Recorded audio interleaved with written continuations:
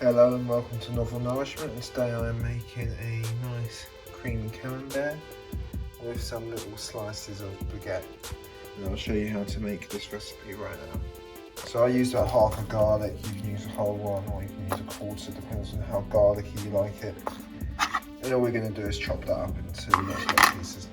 So here's the unpeeled garlic and I'm about to chop it. And there we go, some nicely chopped garlic.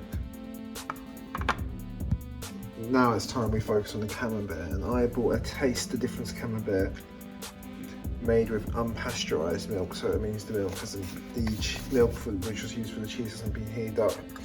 Full fat, mould ripened, soft cheese made using unpasteurised milk, and I prefer the unpasteurised. You know, you get more of the benefits of the cheese and you get a stronger flavour, but if you have immune system problems, don't use it. So just take it out of the packaging. Then you're going to unwrap it and then I'll be right back. So here I've got the Sainsbury's Taste Difference camembert unwrapped, so I'm going to place it back in its little container. And then I'm going to make some insertions into it. The insertions are going to be so simple. I'm just going to get the knife and go like this. Little insertions in the middle. And what we're going to do with them insertions is we're going to insert our rosemary and our garlic into these little insertions, and this will infuse the camembert when we cook it, and it'll make it very, very tasty. Very simple. So you see this little bit of garlic, you can grab it, just put it in like that. Make sure you wash your hands beforehand, and then you just poke it in. And I'd say this recipe is good for everyone, really. I mean, eat at your own risk. It's very easy to cook. And it's just very delicious. Just get them all in. I don't need to show you all this, but you get the point. So what I've done here is just place all the garlic on top, and I'm going to wedge it into the camembert, just one by one, being careful. There we go.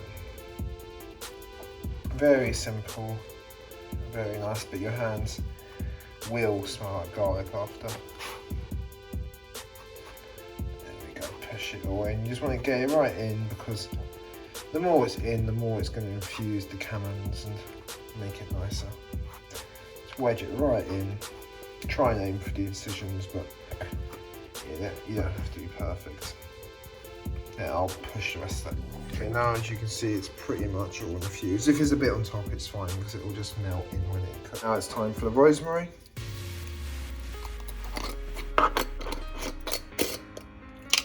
Grab a little pinch.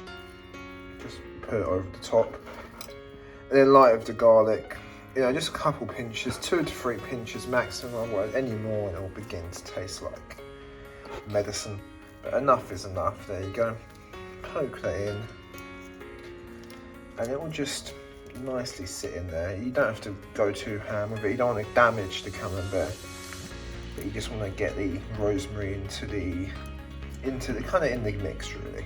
So just adjacent to the garlic's fine. And try and dig some of it deep in so it infuses the whole cheese. The final thing is a little bit of pepper. This is optional, but I've just sprinkled a little bit into the camembert lid. I'm just going to put it on this, we'll just give it a bit of fire. Yeah, just mix it around a little bit. It doesn't have to be perfect, but just a tiny bit of pepper can just give it a little bit of warmth. Just add something to the dish, really. There we go. Yeah, a little bit extra. And that's what the camembert will look like. So you want 2 to 3 pinches of, I mean pinch, I just mean this much of rosemary.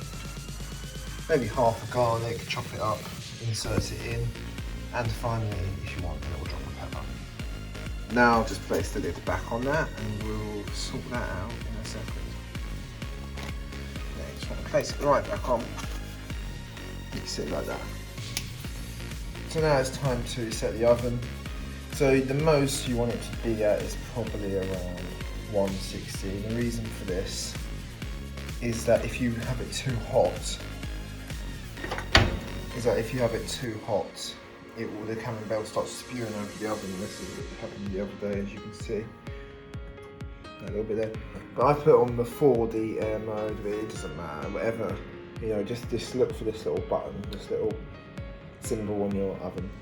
the little fan symbol. Just about 160 if your oven's a bit rubbish, maybe 170, but that's all you need. And you're going to put it in there for about 25 minutes. I mean, this oven heats up very quickly, but if you haven't got a good oven, give it like a good 10 minutes, 5 or 10 minutes before putting it in so it's preheated. But there we go, same. And that will start again. And I'm going to leave it in there for about 25 to 30 minutes on 160. So now it's time to sort out our bread, and I'm just using a French baguette made in France, bake at home. This is from Costco. These are probably about £1.50 each or so. They're quite pricey, but what I'm going to do is I'm going to cut it. I can't film this, but I'm going to cut it into little slices. The reason why is two reasons. The first is that when I don't have to cook it for as long, and I can kind of see what it's like in the middle when I'm cooking it. But also when you cook these sort of things and then you cut it after, and then you want to dip it in your Camembert, you know, it gets really crummy, crumbs go everywhere, it's not a clean cut. So I'm going to cut it beforehand. As you can see, I'm just cutting into these like little crouton sort of shapes, these little potato chips made out of bread. So here we go, I've chopped it into many little bits, and you're just going to put that on a baking tray and put it in the oven for about 5 minutes to 10 minutes. I'd say about 6 to 7 minutes will do, 6 or 7 minutes. And you're just going to want it to crisp, and you're going to wait for this to fully kind of get to about 20 minutes.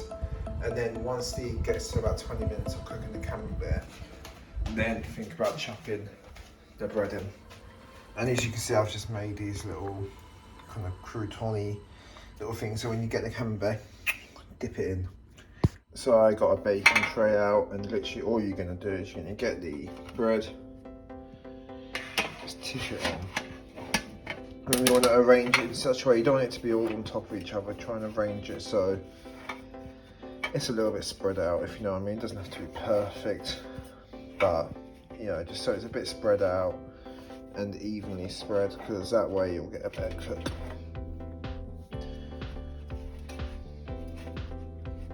So if you look at this, I've just arranged it to look like this basically, just kind of spread out, and then we're going to wait another, see how much is cooked. So we've done about 7 minutes of cooking, but minus a minute because of the heating on, so say 6 minutes of cooking.